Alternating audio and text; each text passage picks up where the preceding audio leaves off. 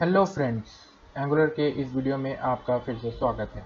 जैसा कि मैंने पिछले वीडियो में बताया कि कैसे हम लोगों ने ये प्रोजेक्ट क्रिएट किया, अब हम जानेंगे इस प्रोजेक्ट फाइल्स के बारे में कुछ। जैसे इसमें पैकेज डॉट जेसन होता है, इसमें क्या क्या चीज़ें होती है, जैसे नेम होता है, वर्जन होता है, स्क्रिप्ट ng सर्व, जैसे स्टार्ट करने के लिए हमारे को ng सर्व का यूज़ करना पड़ेगा कमांड का, बिल्ड करने के लिए ng बिल्ड का यूज़ करेंगे हम। इसमें कौन कौन सी डिपेंडेंसीज लगी हुई है, एनिमेशंस, कॉमन, कंपाइलर, इसके वर्जन क्या है, जैसे 12.2, RxJS कौन सा वर्जन यूज़ हो रहा है इस प्रोजेक्ट में, वो है 6.6, राउटर के वर्जन, टाइपस्क्रिप्ट के वर्जन। तो ये हमारे को total information package dot JSON में मिल जाएगी। उसके बाद हम ये रीड मी तो कुछ नहीं है, मतलब क्या है, डेवलपमेंट सर्वर के लिए क्या करेंगे, कोड्स, इसका फोल्डिंग, बिल्ड वगैरह, ये सब के बारे में ये दी हुई है एक इन्फॉर्मेशन पेज के जैसा। ये spec डॉट जेसन ये टेस्टिंग फाइल्स के लिए यूज़ होती है। हम कुछ बेसिक्स फाइल्स के बारे में ही जानेंगे और उसके बाद फिर देखेंगे। उसके बाद आ जाते हैं इसके एंगुलर डॉट जेसन में। अब एंगुलर डॉट जेसन में क्या है, यही जैसे इसके बता रहे हैं हम लोग कि कौन सा हमारा इंडेक्स फाइल रहेगा, मतलब कि एप्लीकेशन कहाँ से स्टार्ट होगी, इसका मेन टीएस कौन सा रहेगा। ये जैसे हमने बता रखा कि सोर्स के अंदर में इंडेक्स डॉट एचटीएमएल आपका मेन फाइल होगा, जो कि ये वाली है इंडेक्स। यहाँ से मतलब एप्लीकेशन चलेगी आपकी, सबसे पहले यहीं पर ही हिट होगी। तो वो हमने यहाँ पर डिफाइन कर रखा है एंगुलर डॉट जेसन के अंदर में। अगर आप जैसे बूटस्ट्रैप वगैरह या jQuery वगैरह अगर इंस्टॉल कर रहे हो, वो नोड मॉड्यूल्स के अंदर में इंस्टॉल होगी, और यहाँ पर आपको उसका पाथ देना पड़ेगा। जैसे स्टाइल्स के अंदर में आपको पाथ देना पड़ेगा, इसके बाहर से कोई स्क्रिप्ट यूज कर रहे हो तो स्क्रिप्ट आपको नोड मॉड्यूल्स के अंदर में डाल के यहाँ उसका पाथ देना पड़ेगा, स्क्रिप्ट वगैरह।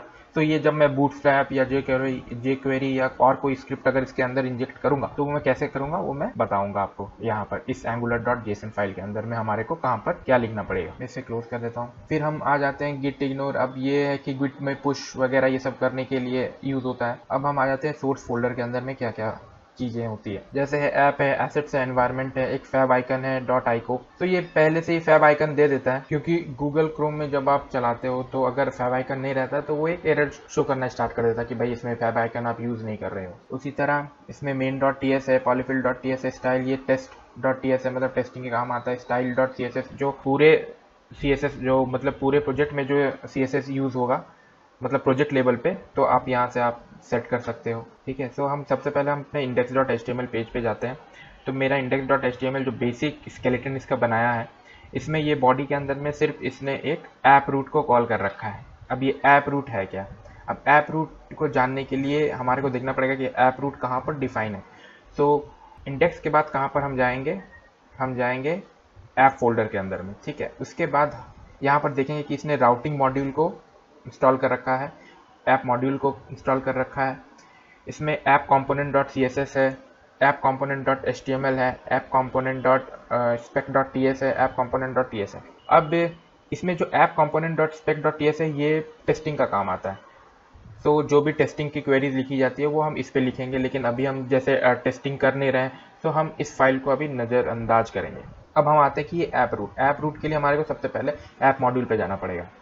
हम ऐप मॉड्यूल पे गए, ऐप मॉड्यूल हमारे को बताता है कि बेसिकली कौन कौन सा कंपोनेंट हम इस प्रोजेक्ट के अंदर में यूज़ कर रहे हैं। जितने भी कंपोनेंट हम बनाएंगे उसकी जो डेफिनेशन है, या बोल सकते हो कि उसका जो इन्फॉर्मेशन है, वो ऐप मॉड्यूल के अंदर में अपने आप ही आ जाएगी।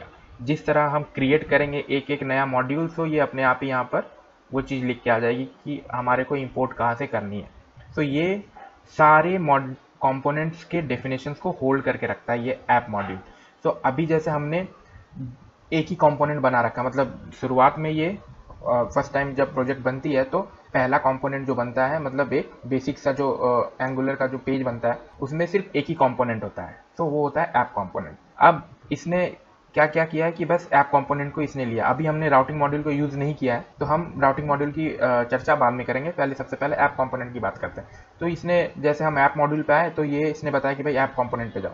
अब ऐप कंपोनेंट का ये टीएस पे जाते हैं। ये मेरा ऐप कंपोनेंट का टीएस है, इसका सेलेक्टर ऐप रूट है। इसी से हम मतलब एक तरह से बोल सकते हो कि ये आईडी टाइप का हो गया। अगर आप HTML करते हो तो जैसे बोलते हो कि आईडी इक्वल टू ये, सेलेक्टर एक आईडी का जैसे वर्क करता है कि भाई इसी से आप पहचानोगे कि भाई मेरे को कॉल किया है किसी ने, ऐप रूट।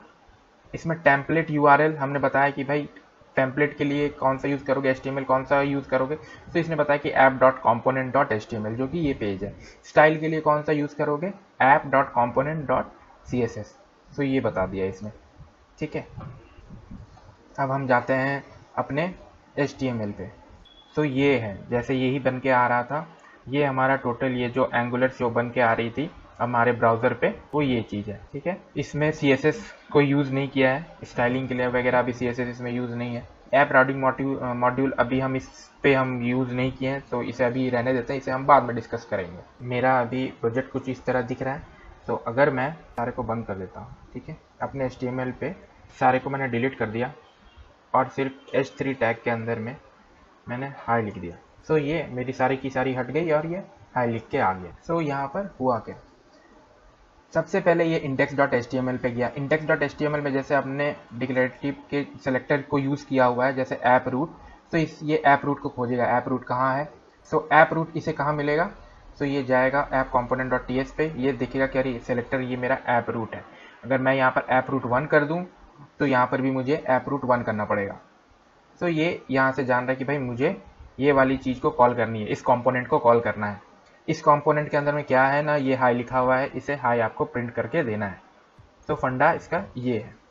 और इन सब की सारी डेफिनेशंस तो ऐप मॉड्यूल के अंदर है कि कौन कौन से कंपोनेंट्स हैं। अभी एक ही कंपोनेंट यूज़ है, तो इसने एक ही कंपोनेंट को भी लिया हुआ है डिक्लेरेशन में।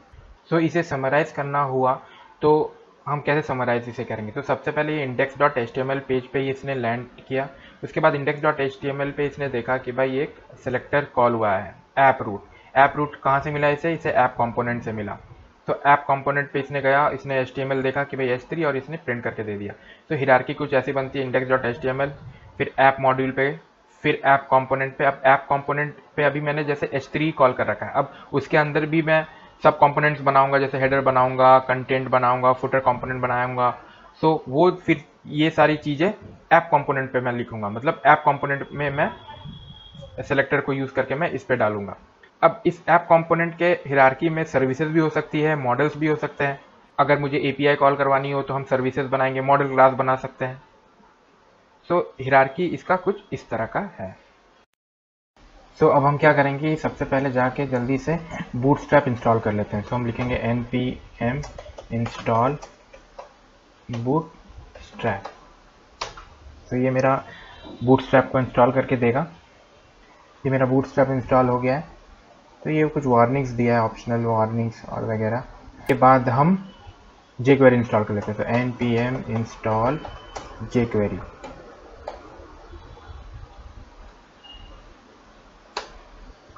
तो ये jQuery इंस्टॉल करके हमारे को देगा। ये जब तक इंस्टॉल हो रहा है एक बार हम देख लेते हैं अपने नोड मॉड्यूल्स में कि बूटस्ट्रैप इंस्टॉल हुआ है अभी कि नहीं। तो हम जाएंगे। तो ये मेरा बूटस्ट्रैप इंस्टॉल हो गया, ये test.js। ठीक है, अभी ये jQuery इंस्टॉल हो रहा है। तो हमारा jQuery भी इंस्टॉल हो गया है और ये कुछ वार्निंग मैसेजेस आए हैं, तो इसे नज़रअंदाज करनी है और एक बार हम देख लेते हैं अपने नोड मॉड्यूल्स में कि jQuery इंस्टॉल हुआ है कि नहीं। सो जे पे जाते हैं, जे कहाँ है, HI जी, और ये मेरा jQuery इंस्टॉल हो गया। अब हम package.json में देखेंगे कि ये आई कि नहीं बूटस्ट्रैप और jQuery। सो मेरा यहाँ पर बूटस्ट्रैप का वर्जन दे दिया 5 है, jQuery 3.6 है। इसके बाद हमें क्या करना है, अपने angular.json में जाना है और बताना है हमारे को कि हाँ इस नोड मॉड्यूल्स में से हमारे को बूटस्ट्रैप और jQuery को लेना है। तो हम स्टाइल्स में जाएंगे और यहाँ लिखेंगे, तो हमारे को पाथ देना है बूटस्ट्रैप का। तो बूटस्ट्रैप है कहाँ, यहाँ लिखेंगे हम नोड मॉड्यूल्स। इसके बाद ये कहाँ है, फिर बूटस्ट्रैप, फिर कहाँ जाना है डिस्ट में, फिर कहाँ जाना है स्टाइल्स की बात करें तो हम CSS की बात करेंगे। सो हमारे को बूटस्ट्रैप min पे जाना है, बूटस्ट्रैप min। सो यहाँ पर फिर हमारे को लिखना है। इसी तरह हमारे को स्क्रिप्ट में भी बता देना है इसे कि भाई स्क्रिप्ट में भी आपको पाथ देना पड़ेगा। यहाँ एरर दे रही है क्योंकि मैंने कॉमा नहीं दिया। डिस्ट में जाने के बाद, सॉरी मैंने यहाँ पर CSS नहीं लिखा है। सो यहाँ इसके बाद jQuery पे जाएंगे और ये मेरा नोड मॉड्यूल्स के अंदर में बूटस्ट्रैप के अंदर डिस्ट में jQuery के अंदर में ये यहाँ पर भी चेंज हो जाएगा। ये CSS था, ये JS में min.js को कॉल करनी है, तो min.js। ठीक है। और हम ये भी jQuery को भी बता ही देते हैं कि कहाँ पर jQuery है। तो ये बूटस्ट्रैप को मैं बंद करता हूँ। और jQuery कहाँ है, jQuery कहाँ है, ये रहा मेरा jQuery, ये डिस्ट के अंदर में jQuery min.js। तो यहाँ नोड मॉड्यूल्स के अंदर में मैं jQuery के अंदर में जाऊँगा, jQuery के अंदर ये डिस्ट वाला फोल्डर, उसके बाद jQuery min.js, ठीक है। इसे सेव कर लेता हूँ। तो एक बार मैं सबको क्लोज कर देता हूँ और ऐप कंपोनेंट पे जाके मैं एक बटन बना लेता हूँ। सबसे पहले इनपुट टाइप इक्वल टू, मैं बटन करता हूँ और एक क्लास देता हूँ बूटस्ट्रैप की, बटन प्राइमरी, और मैं वैल्यू दे देता हूँ इसे साइन इन, ठीक है। और एक बार चला के देखते हैं। तो अपने टर्मिनल पे जाऊँगा, ng serve। अभी ये मुझे कुछ एरर दे दी, देखें। तो मैं angular.json में अपना जाऊँगा, jQuery, सॉरी मैंने यहाँ पर डिस्ट पे यहाँ jQuery लिखा है। सो बूटस्ट्रैप पे जाता हूँ मैं, डिस्ट के अंदर में ये JS है, तो मैंने यहाँ पर JS लिखना है मुझे, और फिर मैं ng सेव करता हूँ। ये कंपाइल सक्सेसफुली इसने बता दिया। सो हम इसे ओपन करके देखते हैं। तो जैसा कि हम देख पा रहे हैं कि ये बूटस्ट्रैप की क्लास को ले लिया है। मैं इंस्पेक्ट करूँगा। सो ये बटन प्राइमरी इसने ले लिया है बूटस्ट्रैप का। तो इस वीडियो में इतना ही, मिलते हैं नेक्स्ट वीडियो में, तब तक के लिए सायोनारा।